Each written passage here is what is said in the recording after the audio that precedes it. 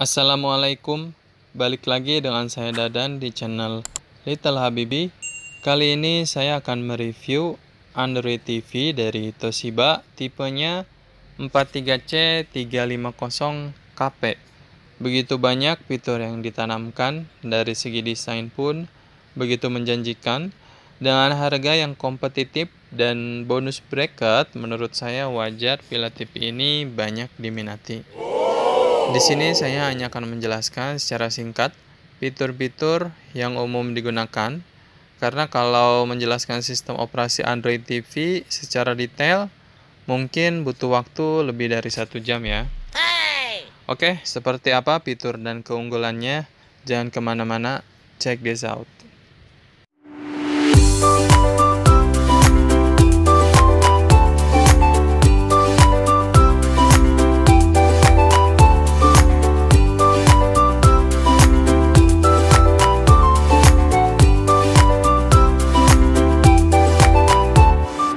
Sebelum kita review, kita lihat dulu gambaran umum yang ada pada dusnya. Toshiba Android TV. Yang sering ditanyakan oleh konsumen, bedanya apa sih Android TV dengan Smart TV? Biasanya saya jawab perbedaannya adalah sistem operasi atau OS. Untuk Smart TV, rata-rata brand memiliki sistem operasinya masing-masing, seperti OS Tizen pada Smart TV Samsung, WebOS pada Smart TV LG, dan begitupun brand-brand lainnya. Untuk Android TV adalah versi sistem operasi Android dari Google ya, yang telah dikonfigurasi secara khusus untuk TV. Toshiba, Sony, Sharp, Panasonic adalah brand-brand yang sudah menggunakan sistem operasi Android TV. Nah, perbedaan utama yang menjadi daya tarik Android TV adalah Google Play Store.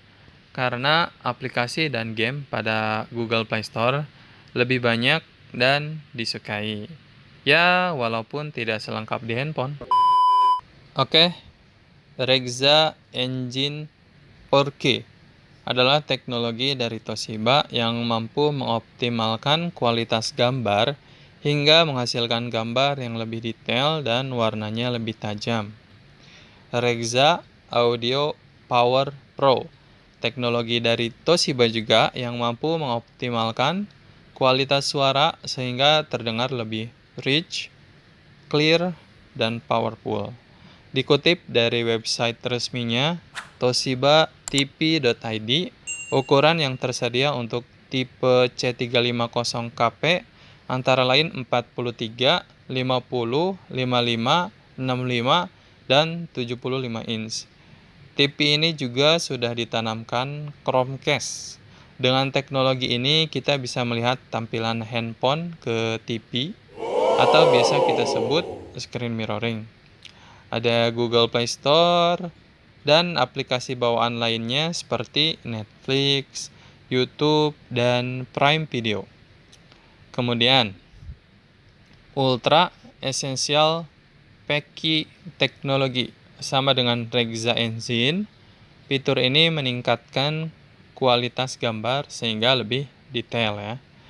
DTS X Virtual berfungsi untuk membuat teknologi multi-channel speaker menjadi terdengar surround ya. Ini hubungannya dengan suara.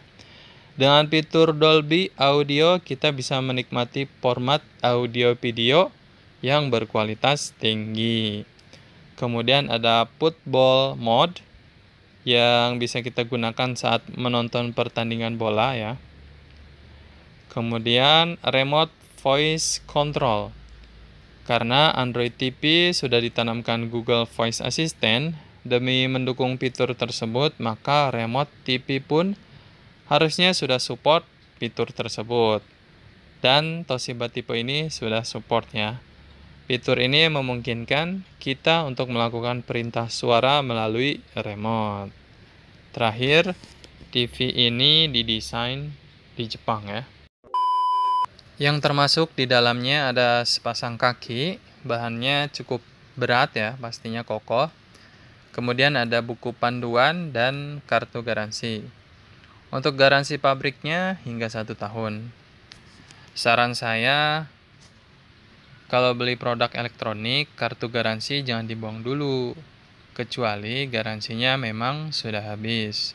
Karena kalau sewaktu-waktu produknya ternyata rusak dan perlu diservis, yang pertama akan ditanyakan oleh service center, pasti kartu garansi dan struk belanja. Oke, kemudian dapat 2 baterai untuk remote. Nah, ini remote-nya. Kalau yang sekarang saya demen nih dibanding seri sebelumnya. Kalau yang ini ramping dan desainnya bagus. Untuk tombol-tombol standar seperti remote biasanya. Yang perlu diperhatikan di sini adalah tombol home untuk pindah ke menu utama, tombol back untuk kembali, tombol pause untuk mengaktifkan perintah suara, dan tombol search untuk mengakses info. Oke, lanjut. Ini dia Toshiba Android TV 4K tipenya 43C350KP. Bezelnya tipis, bodinya slim dengan kombinasi warna hitam yang super elegan. Untuk peletakan TV tidak usah galau, tidak usah risau. Kalau mau di meja ada sepasang kaki, kalau mau di dinding ada juga pre-bracketnya. Tidak usah galau. Lanjut kita lihat bagian belakangnya. Berbahan plastik. Kemudian ada lubang wall mount. Input yang pertama ada antena untuk mendapatkan siaran analog dan digital. Kemudian ada 3 port HDMI ya, termasuk ARC. Dari label HDMI kita lihat untuk refresh rate-nya 60 Hz. Lanjut, ada 2 port USB untuk input flash disk ataupun hard disk. Ke bawah lagi ada port LAN ya untuk koneksi internet berkabel. Dan port digital optik, biasanya untuk menghubungkan soundbar atau speaker. Tidak ketinggalan, yang terakhir ada port AVI, audio video in, ya, juga tersedia. Mantap nih, lengkap. Tahun ini Toshiba memiliki 2 tipe TV Android ukuran 43 inch, yakni 43P 35 dengan harga 5 jutaan dan 43C 350 dengan harga 6 jutaan. Jadi selisihnya kurang lebih 1 jutaan. Nah, apa saja perbedaannya? Perbedaan yang paling utama selain dari warna frame adalah resolusi gambar. 43P 35 beresolusi Full HD dan 43C 350 beresolusi Ultra HD atau biasanya lebih kita kenal dengan sebutan 4K. Di video kali ini, saya ingin sedikit sharing mengapa lebih baik memilih 4K, terutama bagi yang punya hobi menonton movie. Sekarang yang namanya mendownload film tidak sesulit zaman saya sekolah dulu. Kalau dulu saya ngerasain yang namanya nyari film di penjual DVD. Kalau kata orang Sunda, tukang DVD ya. Dengan kecepatan internet saat ini, bukan hal yang sulit untuk mendownload film yang memorinya hingga 5 GB ya. Pada saat kita mendownload, terkadang tersedia resolusi gambar yang bisa kita pilih, seperti 720 pixel, 1080 pixel, atau hingga 2160 pixel. Tentunya semakin banyak pixel, semakin detail gambar yang akan kita tonton. Nah, ketika kita memiliki TV 4K, bukan hal yang tidak mungkin kita bisa menikmati film yang resolusinya hingga 2160 pixel. Terus bagaimana TV yang Full HD? Tentu saja belum bisa, karena untuk TV Full HD maksimal resolusinya di 1080 pixel. Oke, kita lanjut ke sistem operasinya. Toshiba 43C 350. Nah, ini tampilan menu utamanya. Untuk Google Voice, input dan pengaturan ada di bagian atas. Kemudian di bawahnya ada jajaran aplikasi yang terinstall. Selanjutnya ada trending-trending pada aplikasi. Defaultnya di sini ada video-video rekomendasi dari aplikasi YouTube. Untuk input yang tersedia ada saluran untuk mengakses siaran TV analog dan digital. Kemudian ada HDMI 1, 2, 3. Dan ada composite untuk mengakses RCA. Untuk USB kita bisa mengaksesnya melalui aplikasi multimedia. Selanjutnya cara mengkoneksikan TV ke WiFi. Pada dasarnya semua Android sama caranya. Masuk ke menu setting, kemudian pilih jaringan dan internet, aktifkan WiFi, kemudian pilih WiFi yang akan disambungkan. Bila terkunci, masukkan password. Bila sudah sesuai, maka akan terhubung. Semua fitur Android TV sudah bisa dinikmati bila sudah terhubung ke internet. Kemudian kita coba salah satu aplikasi yang pastinya YouTube ya. Aplikasi yang paling sering digunakan di Android TV. Tampilannya seperti ini. Jangan lupa untuk login ya. Terus subscribe channel Little Habibi. Yeah. Lanjut, cara menghubungkan TV ke speaker Bluetooth atau headset Bluetooth. Pada menu setting, pilih remote dan aksesoris.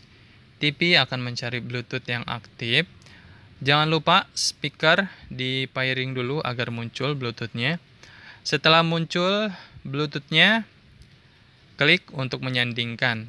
Maka suara TV sekarang ada di speaker. Untuk penyimpanan internal 16 GB dengan RAM 2 GB.